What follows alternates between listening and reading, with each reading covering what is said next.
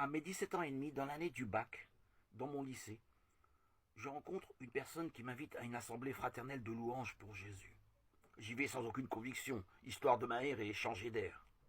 Stupeur, étonnement et surprise, je vois de mes yeux des gens heureux, rayonnants, irradiés de joie, de paix, d'amour. Je m'en souviens comme si c'était hier. Je croyais avoir atterri dans une autre planète, un monde inconnu. J'étais choqué. Comment est-ce possible qu'il y ait des gens si heureux? En fait, vous devez savoir que depuis ma préadolescence, je vivais un vide existentiel sans pareil, avec des états chaotiques qui variaient entre états dépressifs, mélancoliques et euphoriques. Plus tard, on m'a diagnostiqué bipolaire, maladie invisible qui a pollué mon existence pendant plus de 34 ans. Pour en revenir à cette première rencontre dans ce rassemblement, ma vie bascule. Je décide, je fais le choix de vivre une existence spirituelle. Juif de par ma naissance, j'entreprends d'entrer dans la grande école talmudique d'Aix-les-Bains, d'étudier au Codel, lieu d'études. 2 ans plus tard, j'entreprends d'étudier à l'école talmudique de Mehacharim, le quartier orthodoxe, ultra-orthodoxe au centre de Jérusalem.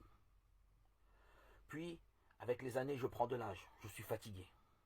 Je rentre en France. Je fais une dernière école religieuse talmudique, celle de Brunois, une école Lubavitch. Mais dû à ma bipolarité, je n'ai plus de conviction, je n'ai plus d'enthousiasme.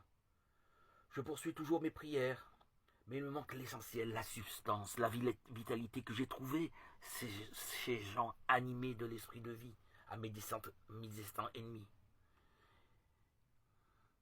Je suis toujours triste, malheureux, dépressif à cette époque.